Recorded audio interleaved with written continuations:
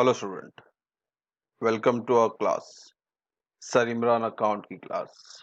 हम चैप्टर 1 कर रहे हैं जो कि है introduction to book keeping and accountancy.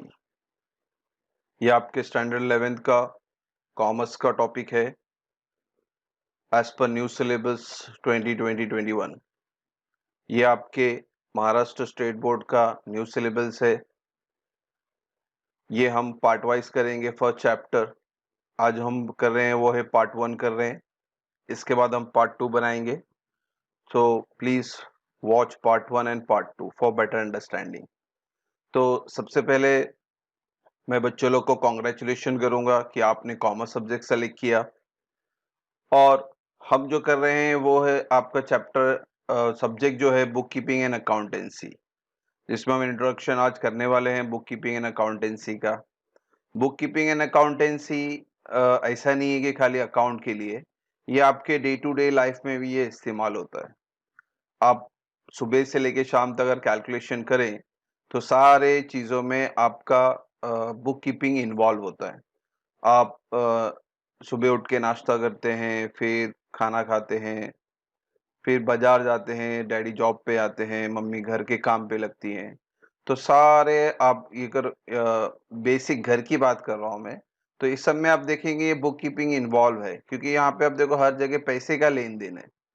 तो बुक कीपिंग बेसिकली क्या, हम पैसे का हिसाब किस तरह रखना है उसके बारे में हम बात करते हैं। ठीक है बच्चों, so let's start our video.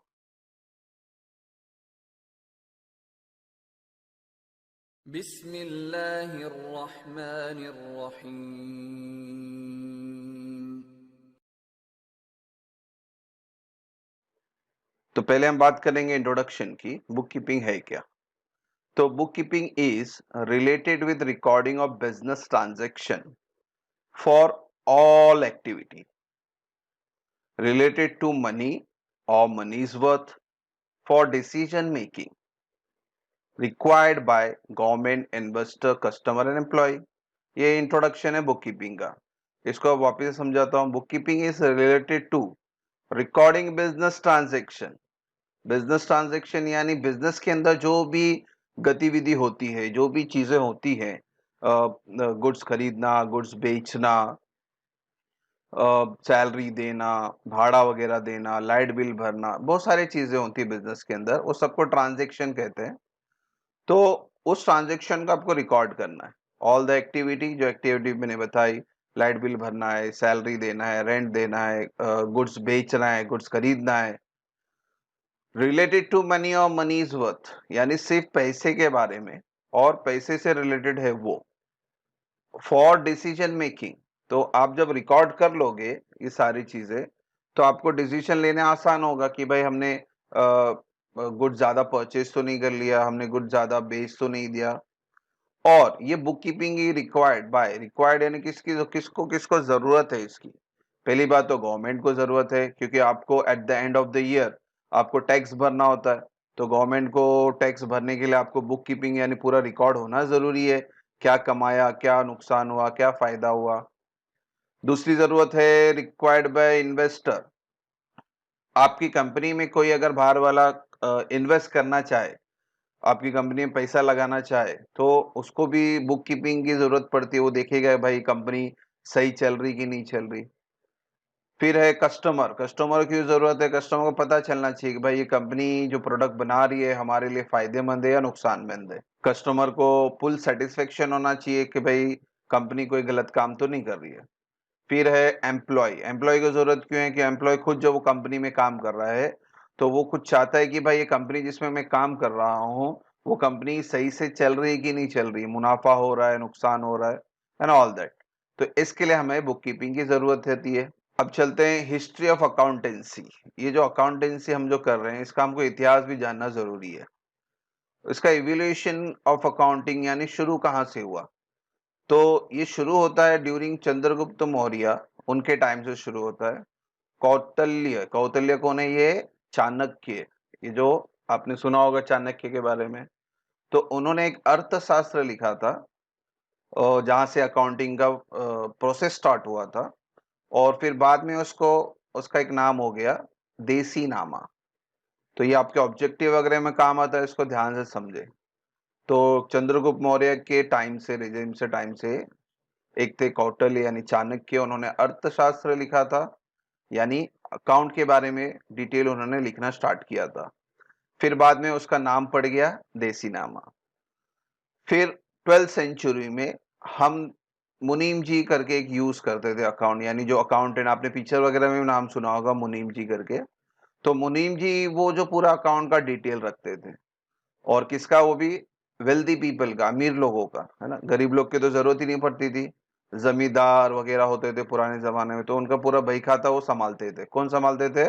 मुनीम जी। फिर आया 1494, ये साल इंपॉर्टेंट साल है। यहाँ पे एक बंदा था, लूका डी बार्गो पासियोलियो, ये एक इटालियन मर्चेंट थे। He has introduce the double entry system.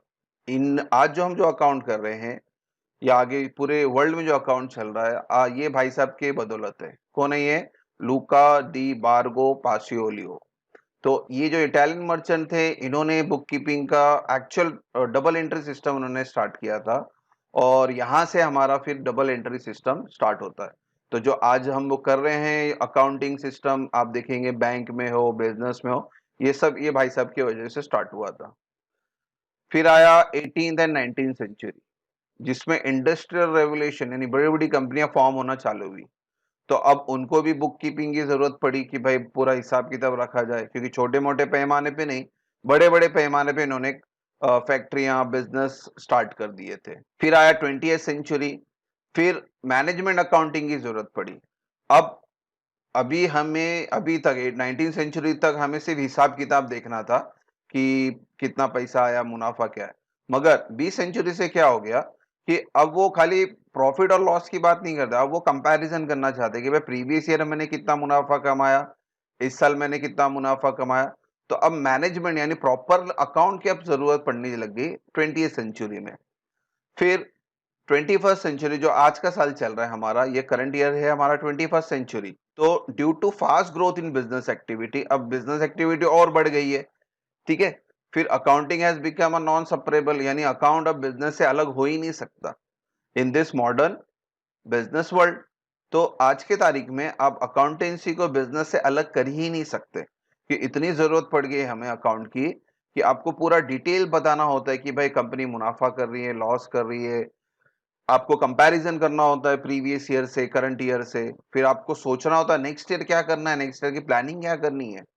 तो ये सब हमें अकाउंटिंग के थ्रू पता चलेगा, जब आपका पूरा डिटेल अवेलेबल होगा, भाई क्या गुड्स कितना बना, कितने में बिका, क्या प्रॉफिट हुआ, कितना उधार है, ये वो सारी डिटेल आपको अकाउंटिंग में जरूरत है। तो इसलिए कहा जाता है कि भाई अकाउंटिंग और business activity is a non separable, दोनों को अलग कर ही नहीं सकते। अब बात करते हैं इंपॉर्टेंस ऑफ डेफिनेशन की। Book keeping means recording of business transaction, जो हमने स्टार्टिंग में पढ़ा था कि बुक कीपिंग क्या होता है, बिजनेस का ट्रांजेक्शन को रिकॉर्ड करना।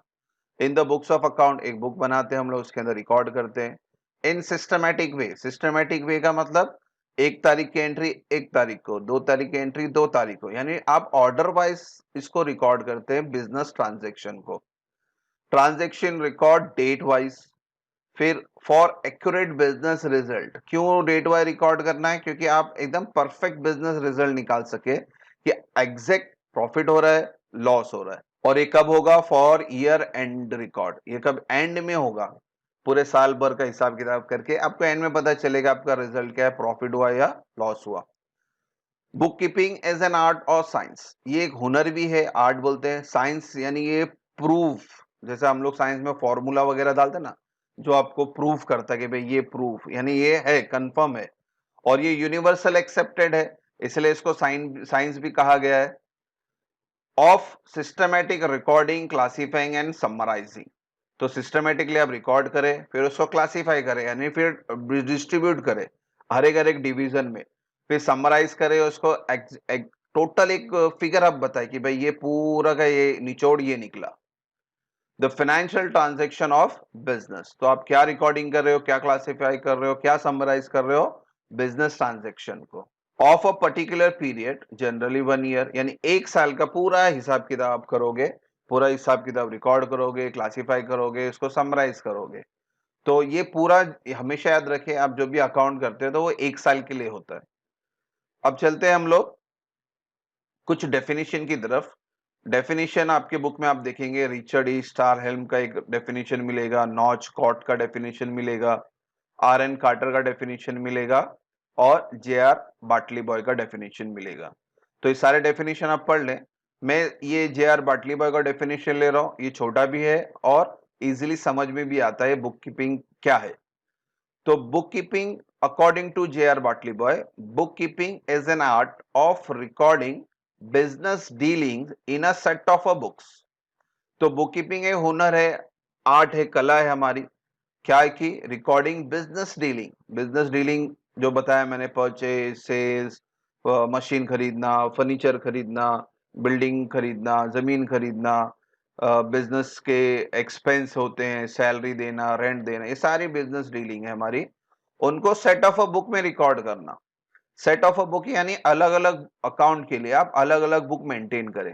फॉर एग्जाम्पल, आपने अभी 10वीं पास करके आए, तो आपके 10वीं में आपने ज्योग्राफी ज्योग्राफी नोटबुक में लिखा होगा, हिस्ट्री हिस्ट्री नोटबुक में लिखा होगा, मैथ्स मैथ्स नोटबुक में लिखा होगा, साइंस साइंस नोटबुक में लिखा होगा। तो वो सेट ऑफ अ बुक है आपकी। और साइंस की एंट्री साइंस की बुक में करी आपने, ज्योग्राफी की ज्योग्राफी में। तो उसी तरह से बुक कीपिंग में आप हर एक का एक अलग अलग अकाउंट होता है। जैसे सैलरी एक अकाउंट है, तो अब सैलरी तो अभी बड़े बड़े बिजनेसमैन के पास सैलरी यानी नौकरों नौकरों की कमी नहीं होती, वो लाखों करोड़ों में नौकर होते हैं। तो उनके लिए सैलरी के एक अलग अकाउंट ही बनाते हैं उन लोग। फिर लाइट बिल भरना हो, तो अभी बड़े बड़े बिजनेसमैन का एक ही जगह बिजनेस नहीं होता, पूरे वर्ल्ड में होता है। तो हर एक जगह का लाइट बिल अलग होगा, हर एक जगह का रेंट अलग होगा। तो सबको अलग अलग अकाउंट में लिखना, इसे हम कहते हैं सेट ऑफ अ बुक। ठीक है बच्चों, अब बात कर लेते हैं फीचर्स ऑफ बुक कीपिंग की। इसकी फीचर्स खासियत क्या है? Recording day to day business transaction, जो आप डेली मॉर्निंग जब बिजनेस स्टार्ट होता है, शाम तक जो बिजनेस में जितने भी ट्रांजेक्शन होते हैं, एक दिन के पूरा दिन का बिजनेस ट्रांजेक्शन आपको रिकॉर्ड करना है। ओनली फाइनेंशियल ट्रांजेक्शन, जो पैसे के लेन देन है, उसी के बारे में रिकॉर्ड करना है। For specific period which are required for future reference, specific period के लिए, यानी बेसिकली मतलब 1 साल के लिए होता है, ताकि आपको भविष्य में रेफरेंस मिल सके कि भाई नेक्स्ट इस साल हमने इतना सेल्स किया, इतना परचेज किया, इतना भाड़ा भरा। तो फ्यूचर में हमें रेफरेंस के लिए काम आता है कि भाई हमने इतना पिछले साल इतना किया था, तो अभी क्या करना है। तो ये आपकी खासियत है बुक कीपिंग की। Transaction recorded based on rules and regulation, और हर कोई फालतू वालतू ट्रांजैक्शन रिकॉर्ड नहीं करना, जो रूल्स एंड रेगुलेशन के तहत बनाए गए हैं, डबल एंट्री सिस्टम के तहत, वो रूल्स एंड रेगुलेशन के अंडर ही आपको ट्रांजैक्शन रिकॉर्ड करना है। It is an art of recording business transaction scientifically, ये एक हुनर है। किस बात का हुनर है? बिजनेस ट्रांजैक्शन को रिकॉर्ड करने का हुनर है। साइंटिफिकली मैंने यानी साइंटिफिकली बोले तो परफेक्टली, यानी कुछ ऊपर नीचे नहीं, एग्जैक्ट तो एग्जैक्ट। फिर बात कर लेते हैं ऑब्जेक्टिव ऑफ बुक कीपिंग की। बुक कीपिंग का ऑब्जेक्टिव, मकसद क्या है? Keep complete and accurate record, यानी पूरा रिकॉर्ड, कुछ भी धांधलीबाजी करने का नहीं, गायब कुछ एंट्री करने का नहीं। एक्यूरेट यानी एग्जैक्ट, 10 बोला तो 10, 100 बोला तो 100, 101 बोला तो 101 ही, उसको राउंड ऑफ नहीं करना। एक्यूरेट बोला एग्जैक्ट, जो बोला गया वो। ऑल फाइनेंशियल ट्रांजेक्शन, जो पैसे के बारे में है, in a systematic orderly and logical manner. Systematically मैंने बताया था आपको, डेट वाइज रिकॉर्ड करना है आपको, 1 2 3। लॉजिकल यानी परफेक्ट होना चाहिए, आगे पीछे नहीं करना आपको। फिर business transaction to be recorded date wise and account wise. Date wise पहले बताया मैंने आपको, डेट वाइज लिखना है। अकाउंट वाइज यानी आपको हर एक के लिए अलग अलग अकाउंट बनाना होता है। bookkeeping served as a permanent record of monetary transaction। Bookkeeping क्या है? परमानेंट रिकॉर्ड है, यानी आपका कंफर्म होता है, ये रिकॉर्ड आपको करना ही करना है। किसके बारे में? Monetary transaction. मॉनेटरी बोले तो पैसे के बारे में, कैश बोलते हैं हम लोग मॉनेटरी को। तो मॉनेटरी ट्रांजैक्शन को आप परमानेंटली रिकॉर्ड करते हो। Book keeping can be produce as an evidence when required, यानी कभी कुछ लफड़ा हो गया, कुछ झगड़ा हो गया, या किसी ने बोल दिया कि भाई मैंने आपके पास से इतना गुड्स खरीदा ही नहीं, आप कैसे बोले कि मेरे पास इतना उधार बाकी है ना। कस्टमर बोल सकता है ना कि भाई आपने मेरे को गुड्स बेचा ही नहीं। तो ये एविडेंस होता है बुक कीपिंग में, क्योंकि हम सारी चीज रिकॉर्ड कर लेते हैं डेट वाइज, तो वो बता सकते हैं कि झगड़ा हो गया, या कभी आपको टैक्स भरना हुआ गवर्नमेंट को, तो गवर्नमेंट भी प्रूफ मांगती है, भाई ये परफेक्ट जो आप शो कर रहे हो परफेक्ट है या नहीं है। तो उस परफेक्शन के लिए हमें बुक कीपिंग की जरूरत पड़ती है, तो बुक कीपिंग में हम ये सब रिकॉर्ड रखते हैं। तो ये हमारे लिए एविडेंस हो गया, जब कोई हिसाब किताब मांगे आप दिखा सकते हो, लो भाई हमने रिकॉर्ड करके रखा हुआ है। फिर है to know profit and loss during the year. तो बुक कीपिंग में क्या होता है, आपको प्रॉफिट और लॉस एग्जैक्ट, क्योंकि मेन मकसद तो हर बिजनेसमैन का मकसद यही होता है कि हमें मुनाफा मिले, और कभी कभी लॉस भी हो जाता है।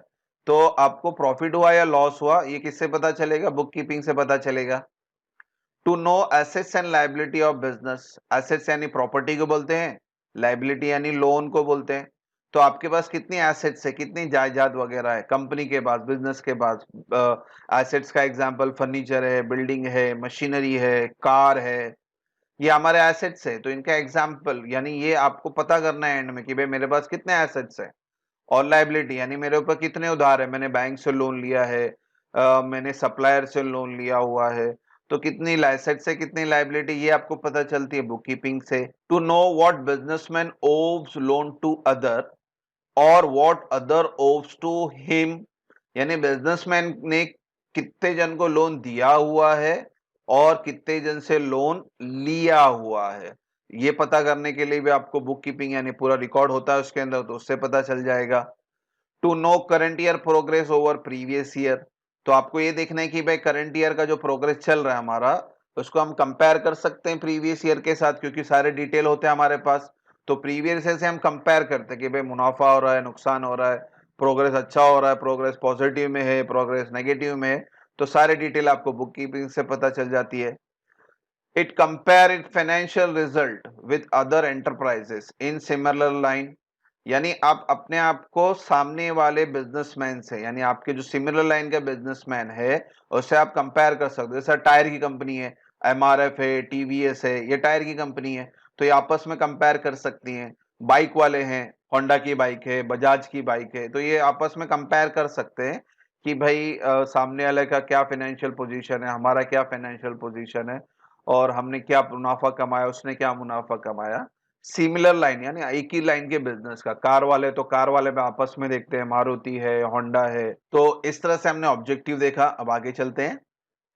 Importance of book keeping. Book keeping का मेन इंपॉर्टेंट क्या है, तो सबसे बड़ा इंपॉर्टेंस ये है कि ये रिकॉर्ड करता है। क्या रिकॉर्ड करता है, सारे बिजनेस ट्रांजैक्शन। क्यों, क्योंकि it is not possible to remember all transaction. आप हर ट्रांजैक्शन याद नहीं रख सकते कि भाई 100 रुपए इधर दिया, 50 रुपए इधर दिया, 200 रुपए इधर दिया, क्योंकि बिजनेस में एक दिन में कई कई हजारों ट्रांजैक्शन हो जाते हैं। तो हर एक चीज को आपको याद रखना पॉसिबल नहीं है। तो इसीलिए बुक कीपिंग इंपॉर्टेंस है, क्योंकि आप हर एक एंट्री को क्या करते हैं, रिकॉर्ड करते हैं permanently and systematically. Permanently record हो जाता है, आप बुक में नोटबुक में एक बार लिख दिए तो परमानेंट हो गया, और सिस्टमेटिक यानी डेज वाइज। फाइनेंशियल इंफॉर्मेशन की बहुत जरूरत है। क्या है, financial information, information about profit loss assets liability etcetera. तो ये फाइनेंशियल इंफॉर्मेशन देता है कि भाई कंपनी मुनाफा कमा रही है, नुकसान कमा रही है, कंपनी के पास कितने एसेट्स है, कितनी लायबिलिटीज है। फिर इससे आप डिसीजन आराम से ले सकते हो। तो आपके पूरा डिटेल है प्रॉफिट और लॉस का, तो आप डिसीजन मेकिंग इजी हो जाता है। Financial information for decision making. Decision making किस बात का करना है कि भाई कंपनी चलाना है कि बंद करना है, और कंपनी अगर चलानी है तो अच्छी तरह से किस तरह चलाएंगे, क्योंकि हमारे पास पूरा डिटेल अवेलेबल रहता है। फिर आता है कंट्रोलिंग। आप बिजनेस को बुक कीपिंग के थ्रू कंट्रोल कर सकते हो। Enable the executive to control the activity. Executive यानी जो बिजनेस में काम कर रहे हैं हमारे ऑफिसर्स, तो उन वो कंट्रोल कर सकते हैं, भाई कहीं कुछ गड़बड़ तो नहीं हो रही है, हम कहीं रॉ मटेरियल ज्यादा तो नहीं परचेस कर रहे हैं। रॉ मटेरियल परचेस करना है यानी हमें मैन्युफैक्चरिंग करनी है, तो कहीं हम ज्यादा गुड्स तो नहीं परचेस कर रहे हैं, और कहीं हम सेल्स कर रहे हैं तो ज्यादा उधार पे तो नहीं बेच रहे हैं, कैश आ रहा है या नहीं आ रहा है, यानी हम कंट्रोल कर सकते हैं हमारे बिजनेस एक्टिविटी को। एविडेंस है इंपॉर्टेंस, वो पहले बताया था मैंने आपको, ये प्रूफ है आपका। ये प्रूफ आप कोर्ट में भी पेश कर सकते हो, produce in court of law और at the time of dispute. यानी कंपनी लॉ, पहली बात तो लॉ की बात करें, अगर कोई झगड़ा वगैरह कोई केस वगैरह कर दिया कि भाई ये कंपनी इतना फ्रॉड किया, तो आप प्रूव कर सकते हो कि भाई ये हमारे पास रिकॉर्ड है, आप देख सकते हैं। और डिस्प्यूट की बात करें, डिस्प्यूट का मतलब होता है कंपनी में कभी पार्टनर वगैरह रहते हैं तो आपस में झगड़ा हो जाता है उनका। तो एक बोलता है कि भाई तूने इतना पैसा उठाया, एक बोलता है कि तूने इतना पैसा उठाया, पार्टनर्स आपस में झगड़ा करते हैं। तो वो डिस्प्यूट जब होता है तो वो प्रूफ हम बता सकते हैं कि भाई नहीं, गलत है ये, किसी ने कुछ पैसा नहीं लिया या पैसा लिया, तो पूरा रिकॉर्ड हमारे पास अवेलेबल है बुक कीपिंग के अंदर। फिर tax liability, useful to for knowing tax liability. Tax liability का एग्जांपल भी दिया, देखो income tax, property tax, GST आपको मालूम ही होगा आजकल, यानी आप कितना इनकम टैक्स गवर्नमेंट को भरने वाले हो, तो ये बुक कीपिंग के थ्रू आपको ये पता चलेगा, तो इसलिए इंपॉर्टेंट है हमारे लिए बुक कीपिंग। आगे चलते हैं, यूटिलिटी ऑफ बुक कीपिंग, यानी किसके किसके लिए फायदेमंद है, किसको किसको ये जरूरत बोल सकते हैं, फायदेमंद है। तो पहली बात तो ओनर की बहुत जरूरत है इसके लिए, बुक कीपिंग के लिए, to know the profit and loss, company के एसेट्स कितने हैं, लाइबिलिटी कितनी है। फिर मैनेजमेंट, जो बिजनेस के अंदर काम करते हैं, देखो ओनर अलग होता है, मैनेजमेंट अलग होता है। ओनर मालिक जो बाहर ही रहता है, मैनेजमेंट जो उसके अंदर काम करते हैं, है ना, बड़े बड़े मैनेजमेंट लेवल पे काम करते हैं, बोर्ड ऑफ डायरेक्टर बोल सकते हैं, मैनेजर बोल सकते हैं। तो उनके लिए भी बहुत जरूरत है बुक कीपिंग की, पूरा रिकॉर्ड उनको भी देखना होता है कि भाई बिजनेस कैसे चल रहा है, क्योंकि ओनर इससे हिसाब पूछने वाला है मैनेजमेंट वाले से। फिर इन्वेस्टर, तो कंपनी के अंदर, अपनी कंपनी के अंदर बाहर वाला अगर पैसा पूंजी लगाना चाहता है, कैश, अपना कैश इन्वेस्ट करना चाहता है, तो वो चेक करेगा आपका बुक कीपिंग कि भाई बिजनेस सही चल रहा है कि नहीं चल रहा है। कस्टमर, आपके कस्टमर के लिए की जरूरत है कि कस्टमर को पता चलना चाहिए कि भाई कंपनी सही काम कर रही है, गलत काम कर रही है। फिर गवर्नमेंट, आपको टैक्स के लिए टैक्स भरना होता है गवर्नमेंट के पास, तो गवर्नमेंट को भी प्रूफ दिखाना होता है, वो बुक कीपिंग आप दिखाएंगे तो गवर्नमेंट बोलेगा हाँ भाई इतना मुनाफा हो, इतना लॉस हुआ, उस हिसाब से आपको टैक्स भरना होता है। लेंडर्स, आप, आपको जो जो बंदा उधार देता है, जैसे बैंक ले लो, तो आपने बैंक से जाके उधार लेना है, तो बैंक डायरेक्ट आपको उधार नहीं दे देगा, क्योंकि कोई भी उठ उठ के जाके बैंक से पैसा मांगेगा, भाई मेरे पास बिजनेस है, मेरे को इतना इतना जरूरत है, तो ऐसा नहीं देगा बैंक। बैंक चेक करेगा पहले आपको, कि आपके बिजनेस को चेक करेगा वो कि भाई बिजनेस सही है या गलत है, तो वो कैसे चेक करेगा, आपके बुक कीपिंग को देख के चेक करेगा, आपका रिकॉर्ड देख के चेक करेगा। तो उसके लिए बुक कीपिंग जरूरत है हमारे लिए। फिर डेवलपमेंट, अपने बिजनेस को आपको और डेवलप करना है, और बढ़ाना है, और तरक्की पे लेके जाना है, तो उसके लिए भी बुक कीपिंग की जरूरत है। टू नो द रिकॉर्ड, उस रिकॉर्ड देख के हम देख सकते हैं कि भाई हमारा बिजनेस डेवलप करने वो कर सकता है या नहीं कर सकता, या बंद ही करना पड़े बिजनेस को। तो अभी तक हमने बुक कीपिंग और अकाउंट अकाउंट करते रहे, तो अभी चेक करते हैं बुक कीपिंग और अकाउंट है क्या। तो difference between book keeping and accountancy, ये बहुत इंपॉर्टेंट है आपके point, theory point of view, इसको ध्यान से समझना।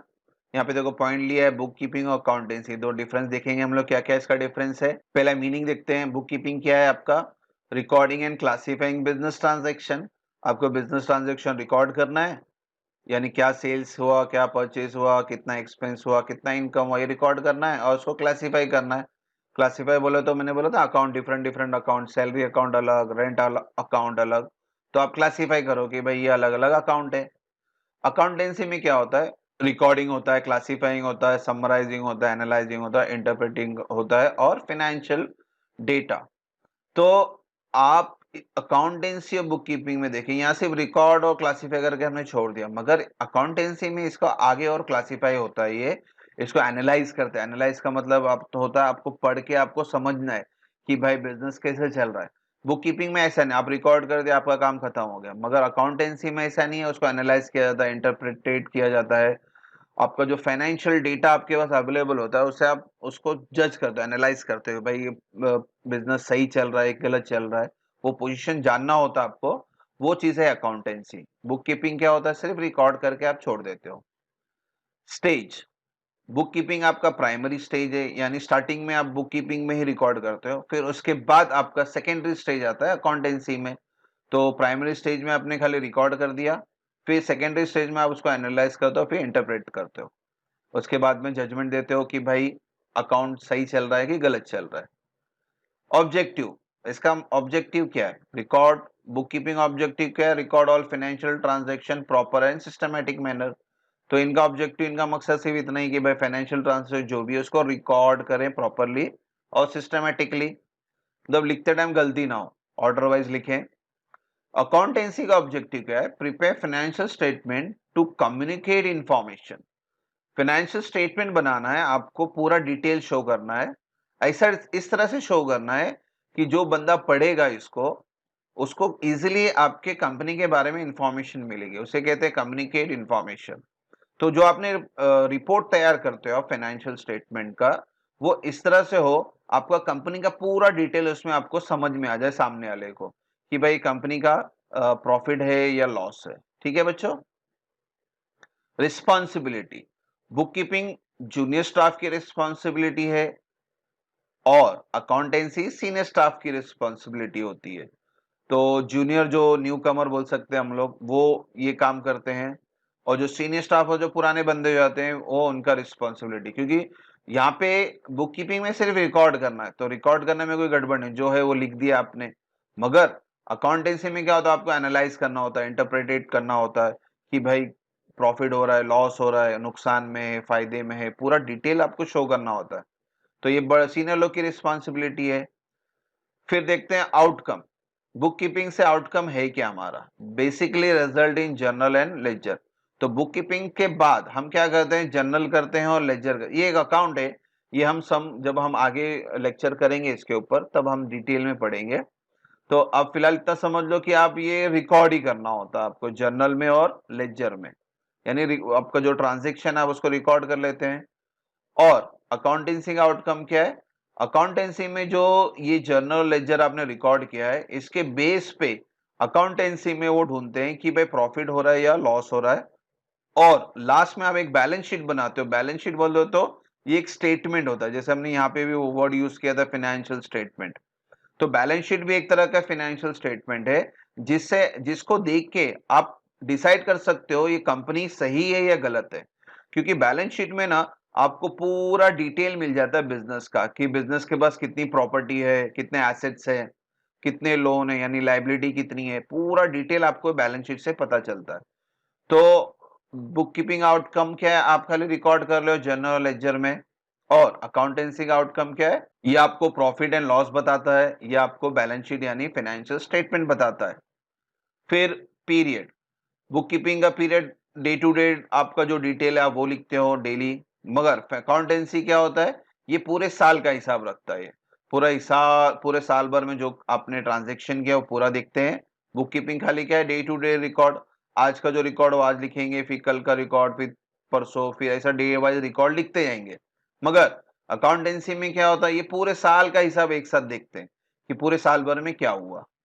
फिर एनालिसिस, बुक कीपिंग में एनालिसिस की जरूरत ही नहीं है, क्योंकि यहाँ पे तो सिर्फ आप रिकॉर्ड करते हैं, does not required any analysis. हाँ, अकाउंटेंसी में जरूरत है। Accountant use book keeping information to analyse and interpret the data and compile into the report. तो जो डेटा उनके पास मिलता है पूरे साल भर का, उसको पूरा कंपाइल करते हैं, यानी एक पूरा डिटेल को मर्ज कर लेते हैं, समराइज कर लेते हैं, और उस पर एक फाइनेंशियल रिपोर्ट तैयार करते हैं कंपनी के बारे में, प्रॉफिट है या लॉस है। Decision making, management can not take decision on book keeping, क्योंकि बुक कीपिंग खाली रिकॉर्ड ही कर रहे हैं हम लोग, तो इसके ऊपर मैनेजमेंट जो हायर लेवल है वो कोई डिसीजन ले नहीं सकते बिजनेस के बारे में। हाँ, अकाउंटेंसी में क्या होता है? Management take a business decision. तो जो भी डिसीजन लिया जाता है कंपनी के बारे में, वो अकाउंटेंसी के थ्रू ही लिया जाता है, क्योंकि बुक कीपिंग में तो हमने खाली रिकॉर्ड किया है, और अकाउंटेंसी में हमने क्या किया? पूरा रिपोर्ट तैयार किया। यहाँ पे भी वर्ड है रिपोर्ट तैयार किया कि भाई बिजनेस क्या कुछ लेवल में जा रहा है, प्रॉफिट लेवल में जा रहा है या लॉस लेवल में जा रहा है, उसके ऊपर मैनेजमेंट फिर डिसीजन लेता है कंपनी का। लास्ट है स्किल रिक्वायर्ड। बुक कीपिंग के लिए कोई स्किल रिक्वायर्ड जरूरत नहीं है, analytical skill not required in book keeping. But accountancy में it required analytical skill, analyse करना, है ना, पूरा हिसाब किताब को चेक करना। एक होता है लिखना, और एक होता है लिख के फिर उसको समझ के सामने वाले को समझाना, that is your analytical skill. तो ये हमने डिफरेंस पढ़ा, इंपॉर्टेंट है आपके ऑब्जेक्टिव पॉइंट ऑफ व्यू, इसको भी ध्यान से समझे। अब चलते हैं इंट्रोडक्शन ऑफ अकाउंटेंसी। अभी तक हमने बुक कीपिंग के बारे में पढ़ा, अब पढ़ते हैं अकाउंटेंसी के बारे में। तो अकाउंटेंसी क्या है? Part of accounting. अकाउंटेंसी क्या है? एक अकाउंटिंग का पार्ट है। ये प्राइमरी स्टेज इन अकाउंटिंग है। अकाउंटेंसी क्या है आपका? अकाउंटिंग के अंदर प्राइमरी स्टेज, फर्स्ट स्टेज है ना। जैसे नॉर्मल अकाउंट के अंदर क्या होता है, बुक कीपिंग फर्स्ट स्टेज होता है और अकाउंटेंसी सेकेंड स्टेज होता है। अब अकाउंटेंसी के अंदर भी अकाउंटिंग जो है वो है आपका primary stage. Process of recording transaction, as usual आप रिकॉर्डिंग करते हो आपके जितने भी ट्रांजेक्शन है। फिर accounting is a part of accountancy, accountancy का एक पार्ट है accounting. Accountancy is a practice of recording, classifying and reporting business transaction.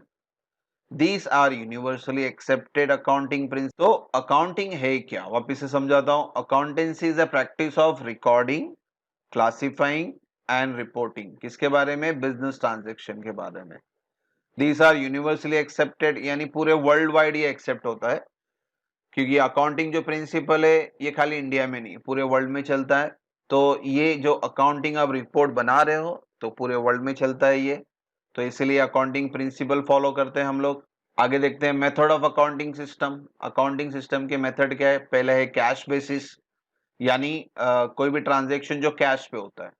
Suppose mister Rajesh ने आपके पास आए और गुड्स खरीदे और पैसा दे दिए, यानी ये कैश ट्रांजेक्शन हुआ। तो इस कैश बेसिस पे आप जो भी चीज होगी आप वो यहाँ रिकॉर्ड करोगे। दूसरा है एक्रूअल और मर्केंटाइल बेसिस। एक्रूअल और मर्केंटाइल बेसिस यानी एक तरह का आप समझ लो उधार का ट्रांजैक्शन है। इसको समझने के लिए जैसे आप लोग किराने वाले के पास जाते हैं नियर बाय, तो किराने वाले पास आप उसको डेली पेमेंट नहीं करते, आप मंथली मंथली पेमेंट करते हो। तो किराने वाला क्या करता है, आपकी डायरी में आपकी एंट्री करते जाता है कि भाई आज इसने 1 किलो चावल लिया, आज इसने 2 किलो दाल ली, आज इसने ये लिया वो लिया। तो डेली जो है वो record add on add on add on लिखते जाता है। तो और फिर मंथ के एंड में फिर हिसाब होता है, यानी एक तरह का क्या हो गया ये उधार का ट्रांजैक्शन। यानी आप पहले पेमेंट नहीं करते हो, पहले आप चीजें इस्तेमाल कर लेते हो, फिर वो ऐड ऑन होते जाता है होते जाता है, फिर एक साथ वो हिसाब होता है। तो दैट इज कॉल्ड एक्रूअल और मर्केंटाइल बेसिस, यानी एक तरह का उधार का ट्रांजेक्शन समझ लो। पहले वाला क्या था, कैश बेसिस पे, जहाँ पे कैश इन्वॉल्व होता है, तुरंत आप कैश पेमेंट करते हो। और एक्रूअल यानी ये उधार का ट्रांजैक्शन। और थर्ड टाइप का ट्रांजैक्शन है मिक्स और हाइब्रिड बेसिस, यानी इसके अंदर दोनों ट्रांजैक्शन रिकॉर्ड होते हैं, कैश वाले भी और उधार वाले भी। तो कैश बेसिस और एक्रूअल बेसिस दोनों मिलाएंगे तो ये क्या हो गया, मिक्स और हाइब्रिड बेसिस। और इस तरह का ट्रांजैक्शन हमारे इंडिया में नहीं चलता है, तो ये आपके खाली नॉलेज के लिए याद रखें। मिक्स और हाइब्रिड बेसिस हम लोग फॉलो नहीं करते, तो हम सिर्फ क्या फॉलो करते हैं, कैश बेसिस और एक्रूअल बेसिस। ठीक है बच्चों, बाकी डिटेल आपके टेक्स्ट बुक में रहेगी, आप वहां से भी पढ़ लेना। तो मैं खाली आपको पॉइंट और हेडिंग समझा रहा हूं। आगे चलते हैं, कैरेक्टरिस्टिक ऑफ अकाउंटेंसी। तो रिलायबिलिटी, अकाउंटेंसी क्या रिलायबिलिटी है, यानी भरोसेमंद है। रेलेवेंस यानी परफेक्ट फिगर बताता अकाउंटेंसी। अंडरस्टैंडेबिलिटी, आपको इजीली समझ में आएगा कि आपने क्या रिकॉर्ड किया हुआ है। कंपैटिबिलिटी, तो ये दोनों के लिए कंपैटिबिलिटी है, यानी आपको इसमें तकलीफ नहीं होती है, आराम से आप समझ में आ जाता है अकाउंटेंसी में कि आपने क्या रिकॉर्ड किया है, कौन सा ट्रांजैक्शन रिकॉर्ड किया है, आप पूरा डिटेल इसमें बताते हो। ठीक है बच्चों, तो इस तरह से हमने आज का थियरी पार्ट्स कंप्लीट किया, वो भी आधा किया हमने फर्स्ट चैप्टर। और इंशाल्लाह हम कंटिन्यू करेंगे पार्ट 2 में। पार्ट